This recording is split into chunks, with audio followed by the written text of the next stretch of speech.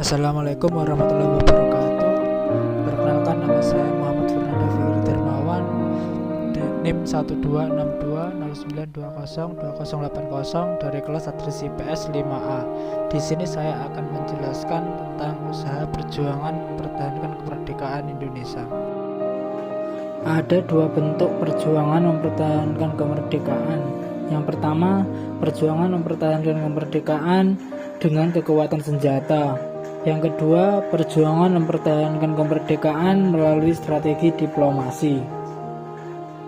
Tidak lama setelah memproklamasikan kemerdekaannya, pada tanggal 17 Agustus 1945, bangsa Indonesia menghadapi tantangan baru, yaitu Belanda atau Nika datang membonceng tentara sekutu untuk menguasai kembali Indonesia.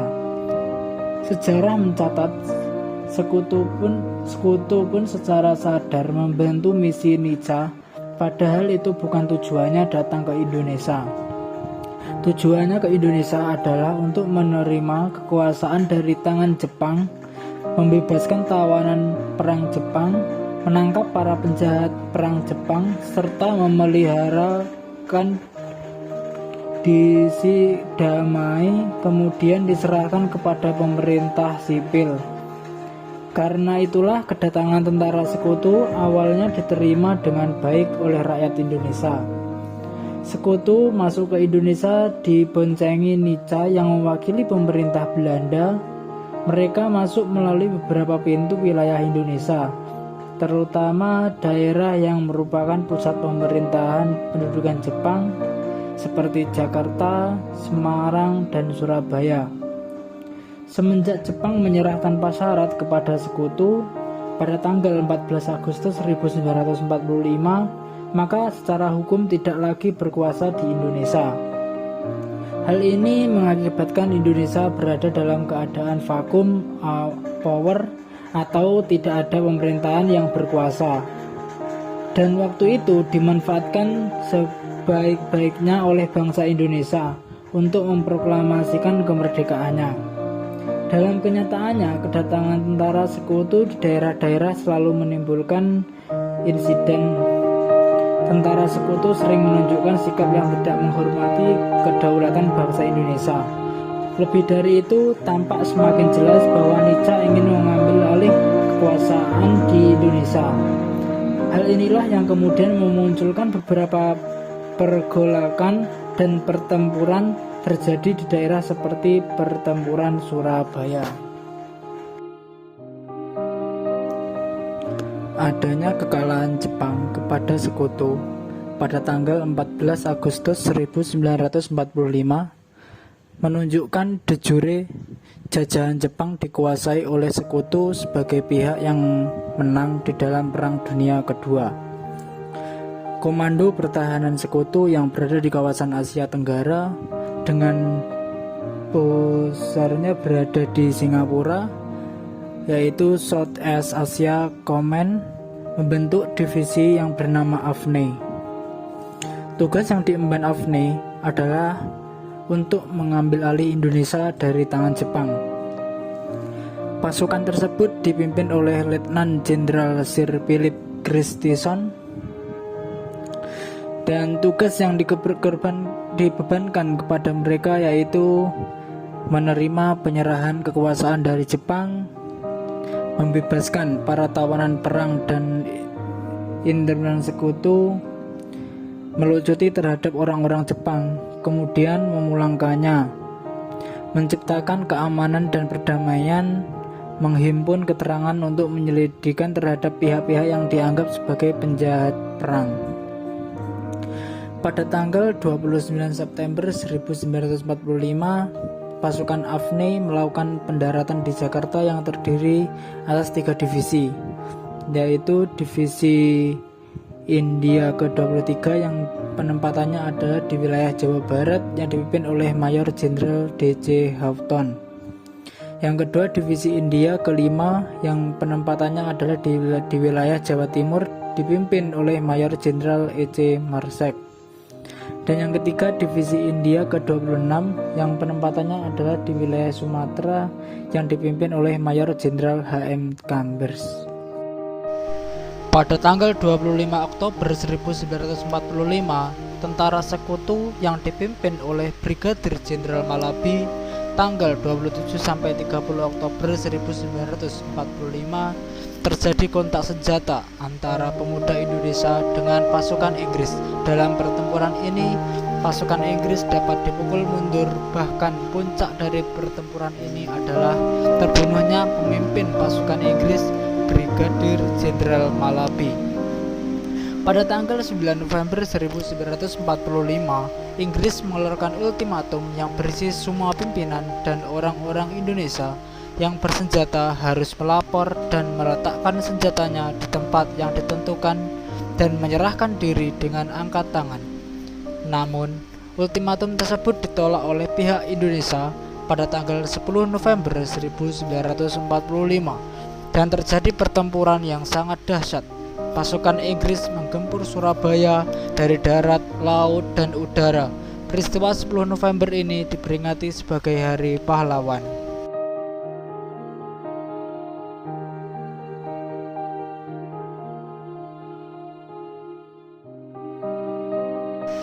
Terjadinya Perang Ambarawa yaitu pada tanggal 20 November sampai 15 Desember 1945, yaitu antara TKR dengan pasukan Inggris. Awalnya kedatangan sekutu ke Semarang adalah untuk mengurus tawaran perang, namun mereka dibencengi dengan Nica yang kemudian mempersenjatai para tawanan. Sehingga terjadilah perang antara TKR di bawah pimpinan Mayor Sumarto dengan tentara Serikat. Pada pertempuran itu, Letkol Isdiman yang merupakan komandan resimen Banyumas gugur. Kemudian komando pasukan diambil alih oleh Letnan Kolonel Sudirman, yang pada waktu itu menjabat sebagai Panglima Divisi Banyumas.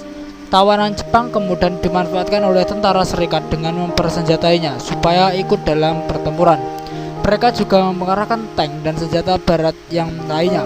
Pada tanggal 12 Desember 1945, pasukan Indonesia melakukan serangan secara serentak. Setelah melakukan pertempuran selama 4 hari lalu pasukan Indonesia berhasil melakukan pengusiran kepada tentara Serikat dari wilayah Ambarawa dan memukul mundur mereka hingga ke Semarang. Pada tanggal 21 November 1945 diawali oleh tindakan sekutu yang sewenang-wenang mengakibatkan timbulnya bentrokan senjata hingga menjadi pertempuran besar. Kolonel Sudirman turun tangan langsung pada penyerangan 12 Desember 1945. Setelah 4 hari bertempur, sekutu dapat diusir dari Ambarawa. Sekutu datang kemudian pada tanggal 9 Oktober 1945 dipimpin oleh Westerling. Para pemuda Sumatera Utara segera membentuk Tentara Keamanan Rakyat TKR. Pada 13 Oktober 1945, pertempuran TKR dengan sekutu pecah dan dikenal dengan nama Pertempuran Medan Area. Inilah awal perjuangan bersenjata bagi rakyat Medan. Oktober 1945, sekutu memasuki kota Bandung dan mengeluarkan ultimatum agar pejuang dan rakyat meninggalkan Bandung. Setelah ultimatum pertama tidak dihiraukan, sekutu mengeluarkan ultimatum kedua pada tanggal 23 Maret 1946. Pemerintah Republik Indonesia meminta pejuang dan rakyat mematuhi ultimatum sekutu, namun perjuangan rakyat tidak rela menyerahkan Bandung untuk dikuasai Belanda secara utuh. Mereka pun membakar kota Bandung bagian selatan.